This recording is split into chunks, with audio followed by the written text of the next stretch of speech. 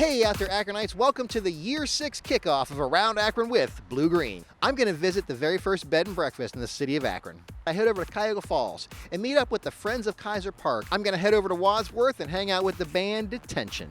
And then I'm going to take a ride on the Cuyahoga Valley Scenic Railroad.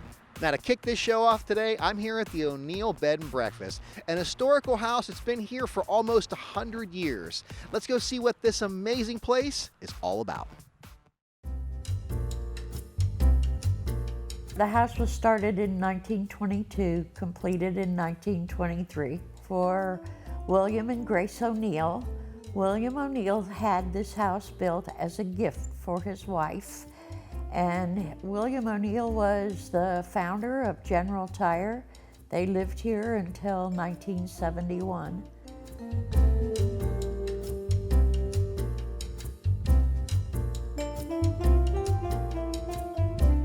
The house was ultimately donated to the hospital. None of the children wanted the house. The hospital, I don't know what they did with it exactly, but eventually they put it up for sale and it was sold, and then I was the next owner after that owner. And I bought it in 1990. The house was, to me, in really terrific condition. It had some major problems, but nothing awful like it had been vandalized or anything like that. It was really a beautiful old house that needed a little care.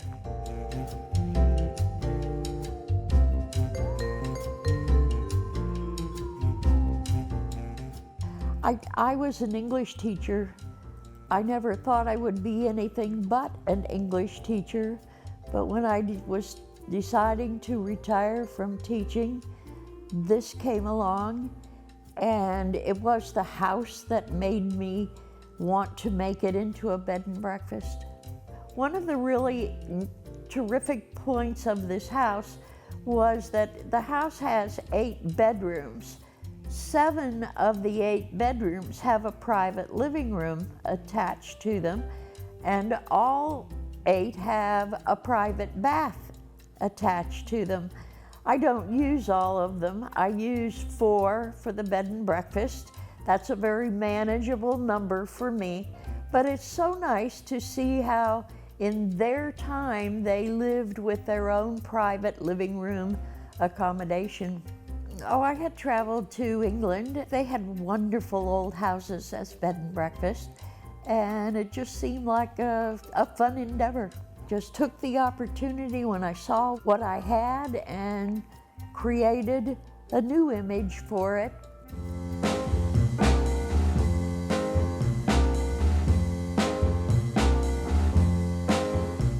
It was about a year after I moved in that we decided to make it a bed and breakfast.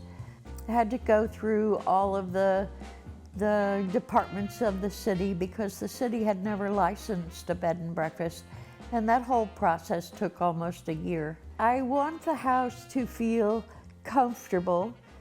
I want it to feel as though people can relax and enjoy. So it is a mix of antiques and new items put together just to make people feel good when they come in, so that the house has a really good feel, not a feel of being untouchable or a feel of being old and tired, but very viable for today and enjoyable.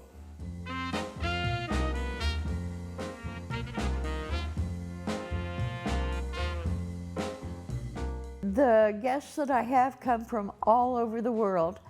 I was absolutely amazed how many different reasons people from different parts of the country or different parts of the world, how many different reasons they have for being in Akron.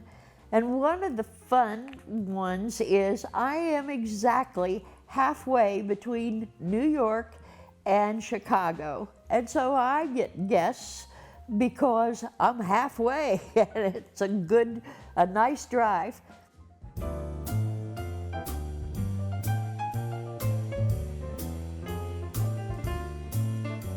I find it really fascinating that the house is built on several different levels. There are steps between rooms going up, going down.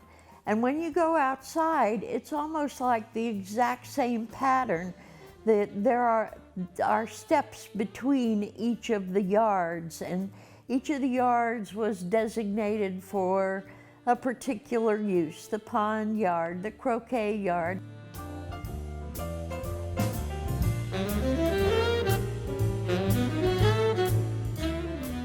My goals in doing the bed and breakfast was to make sure that people who drive by here look at this and say, that is a beautiful old home. I never wanted people to drive by and say, oh look, that's one of the old houses made into a business. There's no sign, there's nothing about the outside or when you come in, the inside that looks like a business. It looks like a home, it functions like a home, and people feel so good that it really just feels like a home.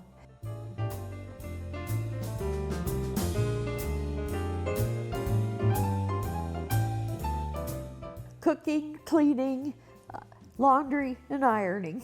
It's like every day. I have no intention of stopping. I love it. The only thing that deters me is I keep getting older. When you love what you do, the time just flies. So maybe there's a piece of history in your neighborhood you would like to preserve as well. To find out more about that, I head over to Cuyahoga Falls and meet up with the Friends of Keyser Park and learn all about their efforts to save a historic 144-year-old farm home. Let's go see what they're all about. My first memories of this place have been the many trips through Northampton that my family took when I was a child. My great-grandparents were from this area and worked at the local school just down the street. My grandfather was a school bus driver, and my great-grandparents lived in the farm across the street from the center school.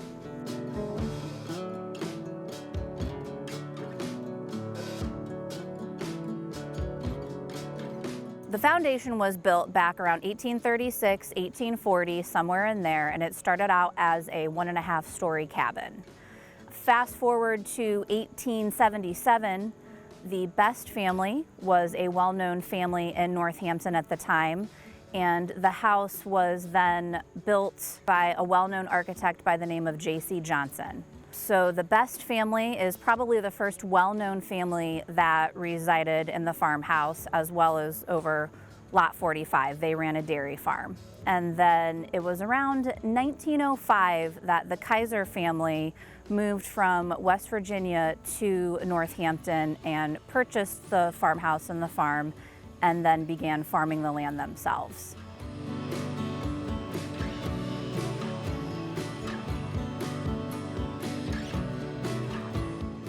When Alva and Leona Kaiser passed away in 1956, their daughter Carrie Keyser-Swain took over the home and the land. She and her husband did not farm the land, they just rather enjoyed it during their time while they resided in the house. And Carrie actually sold her home to the city, as well as donated many, many acres back around the early 90s. And she passed away in 1995, and that is when things started to sort of change around here. The house has never been lived in since the early 90s and has fallen into a state of pretty severe neglect since then.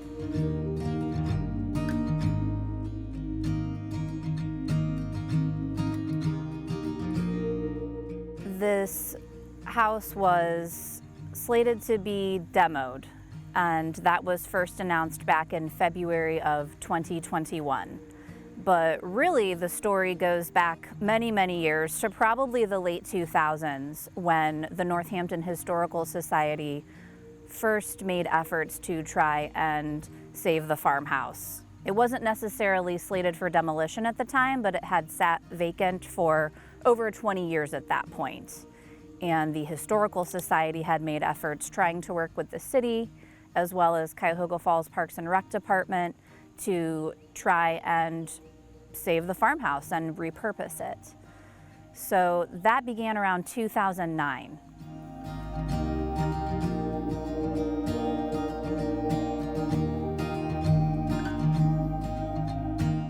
It starts, I think, by community awareness first and foremost.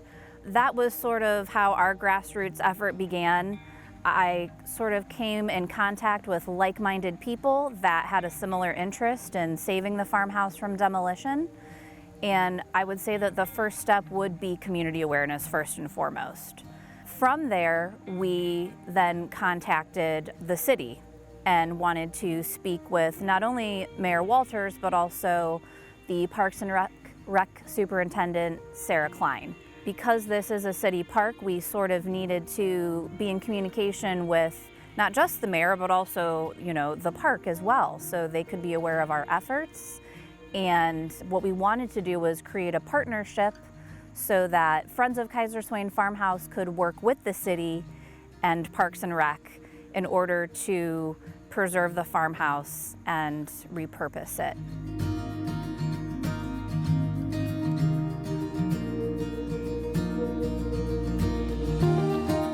We actually created a pretty detailed plan that we presented to the city, and sort of our vision for this park is to kind of tie in the barn and the farmhouse as well as this gorgeous property into being all one usable space. We sort of see the farmhouse being repurposed into an adaptive reuse building. Even though it is smaller in scale, we could see it being used as a possible smaller rental facility alongside the barn. We think that repurposing the barn into an event center would be a great asset to the park, because originally they wanted to tear down the farmhouse to build an event center in its place.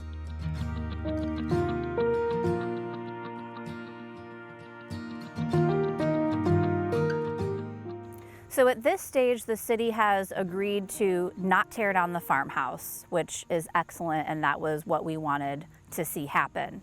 At this time, they have stated that the farmhouse is going to be structurally stabilized and exterior renovations are going to take place simultaneously with improvements to Northampton Town Hall, which is also a historic building in its own right.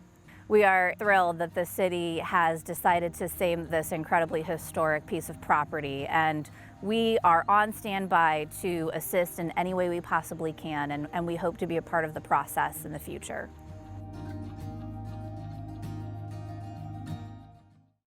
Next up, I'm going to head over to Wadsworth and hang out with the band Detention. Even though they're a group of teenagers, they've played everywhere from the Whiskey A Go-Go all the way up to the Rock and Roll Hall of Fame. Let's go see what Detention's all about.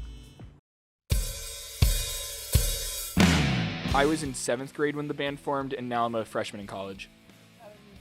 I was in 6th grade. I was in 5th grade. He was in 5th grade when he joined, so I was a freshman in high school at the time. So wait, if you were in 7th, I was in like 4th, right? Right? That would be correct. Yeah. Math, I'm good at that.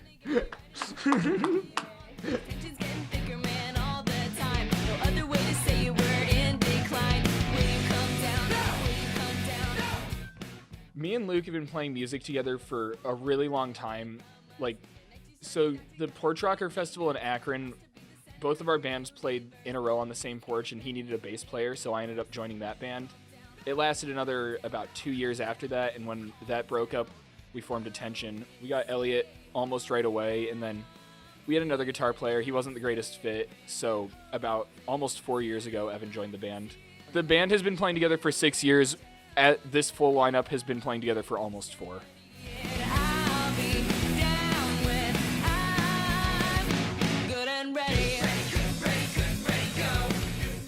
I got forced into playing piano when I was about 3 years old. I hated it and I could not play, so I stopped until 3rd grade. I started again. I was also terrible at it, so my dad bought me a bass because that's what he played, and I've just been playing it since then.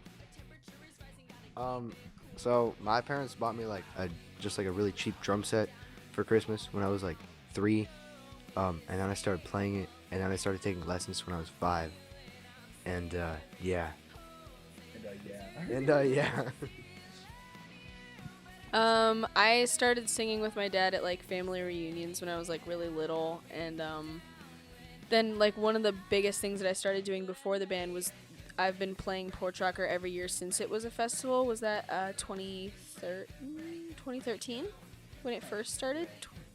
Yeah, probably 2013. Me and my dad have did that together, just me and him playing guitar and me singing along before I joined the band, and that was I guess one of the biggest things that like helped me enter the world of like performing and singing for an audience and stuff. So yeah. I started playing guitar when I was 8, and I did this thing in Strongsville called the School of Rock, and I did that for a few years, and I stopped when I was about 11. So like in the time that I like a few months after I stopped, when they invited me to join their band, and yeah, that's about it. I mean, my dad is super musically inclined, like not musically inclined like he doesn't play anything, but music has always been around, I feel like.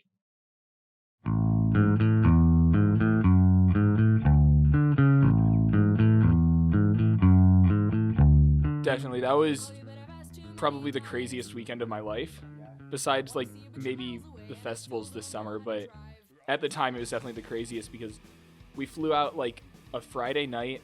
We went to the Black Keys show. They invited us to come hang out backstage, and so we got to do that. Then the next morning we toured Devo's studio, hung out with them for a little bit. Then we went to our show at the Whiskey A Go-Go, and Pat Carney showed up, which was just like, that was insane. But you're 56 minutes away.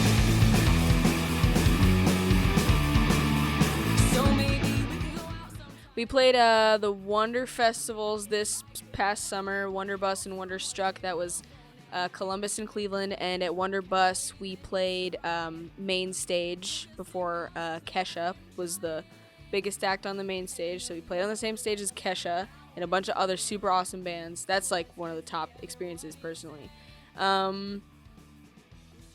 Like as far as like venues and stuff go, I mean that and like the Whiskey Go-Go have been like the craziest places that we've played. But like, oh yeah, we have, of course the Rock Hall. Yeah. No, that wasn't crazy at all. Yeah, we've played the Rock Hall a couple times. We played inside and outside.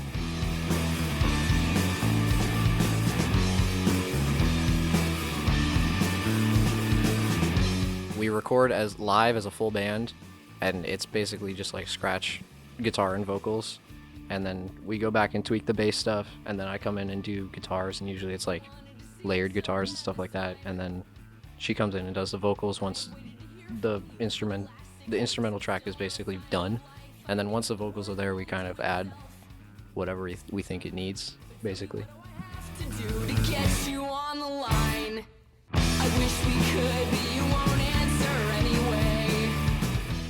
I'm going to school for business so I can help run the band as like a business.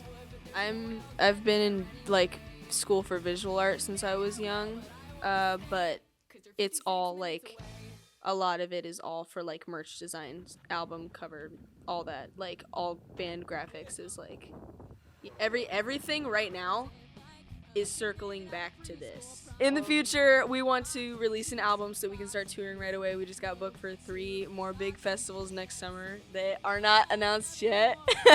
Yeah, just writing music and playing everywhere. Like we just want to play all the time. At least I want to play all the time. If there's anything that if anybody wants to take the microphone.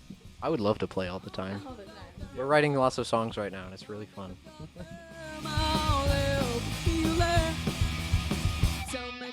Now to wrap this show up today, I'm going to take a ride on the Cuyahoga Valley Scenic Railroad all the way through the Cuyahoga Valley National Park, 26 miles north and then 26 miles south, to learn about its history and all the amazing things you're going to see along the way.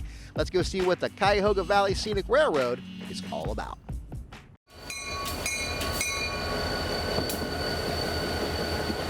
When I first started, I knew nothing about trains, and I actually thought they were on a loop. That is not the case. So If you ever wondered how a train travels from downtown Akron to Independence, we actually have locomotives on both ends. So going, for example, south to Akron, you'll have an engineer on the south end who will operate the train going south. And then once he gets to Akron north side to head back north, he'll actually get out of the locomotive, go all the way down to the other locomotive, get in and operate the train going back Cleveland in a different locomotive.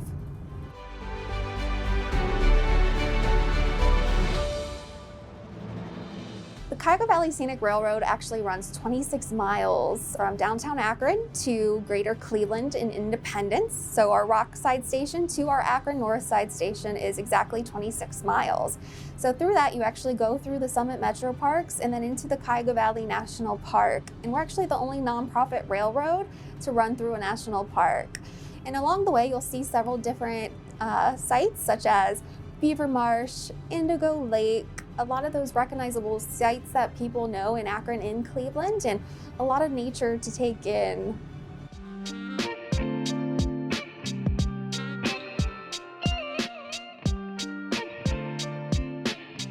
We operate over trackage which originally started as the Valley Railway in 1880. It then became part of the Baltimore and Ohio Railroad Company, then that became the Chessie system, and then that became CSX, and now it's CVSR. The Scenic Railroad was founded in 1972 as the Cuyahoga Valley Line. It became the Cuyahoga Valley Scenic Railroad in 1994. We operate all diesel trains. We bring in steam at least once a year with our Steam in the Valley event. We have a beautiful fleet of wonderful streamlined passenger cars from all over the country. The one we're in now, the St. Lucie Sound, was built for the Florida East Coast Railway as a lounge car.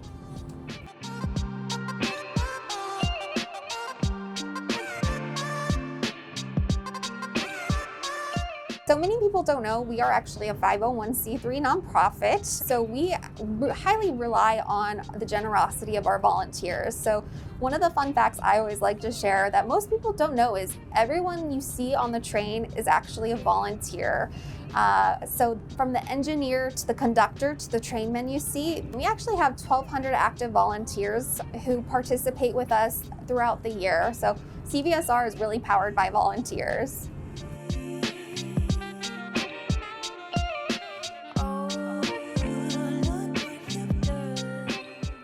I volunteer because I love trains, but I also enjoy interacting with people. In the background, you hear kids crying. You hear kids laughing. You see so many people, like people making faces at me right now while I'm talking to you. There's a group of people here. You meet new people every day, and every day is a different experience.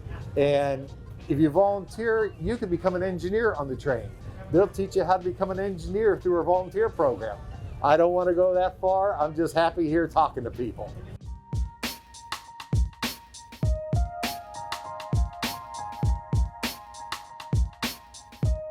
There are no actual passenger cars on this line that were native to the Baltimore and Ohio back in the day. They've come from all over the country. The California Zephyr cars operated between Chicago and LA and San Francisco. The St. Lucie, for example, it came from Florida.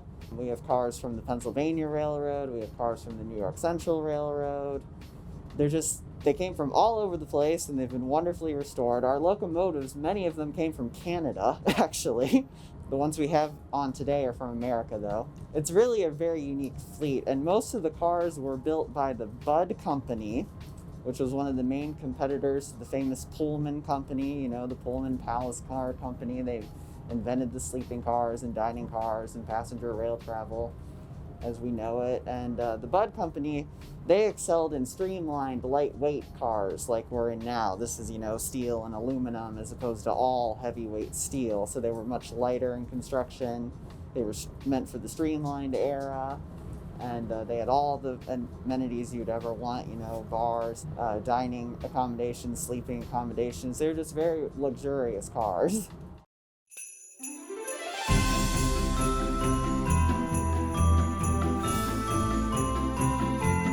My might be October, but it's already Christmas here at the Cuyahoga Valley Scenic Railroad. For the last 27 years, we've been doing a Christmas train, and this will be our 28th year, and we are thrilled because we are offering an all-new Christmas train program called the North Pole Adventure.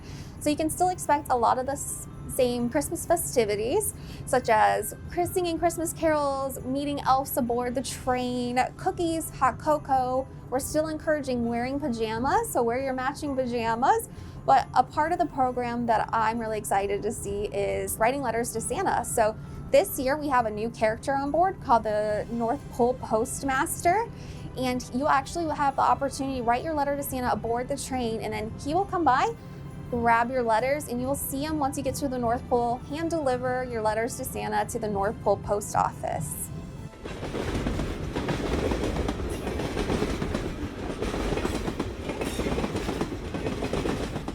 We're lucky because all our events, they do well. The community has welcomed us back with open arms after opening up after COVID-19 and having to shut down. People are excited to be on the train, so we're thrilled that people are coming out and supporting us and enjoying our rides.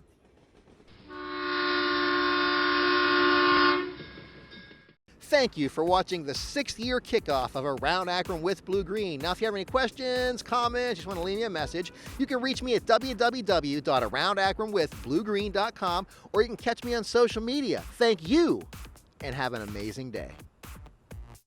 Hey, out there, Akronites, thank you for watching the Season 6 City Sounds. Hey, out there, Akronites, welcome to the season...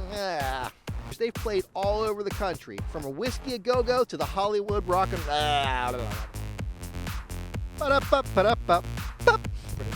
To learn more about that, I head over to Cuyahoga Falls and meet up with the Friends of Keyser and learn...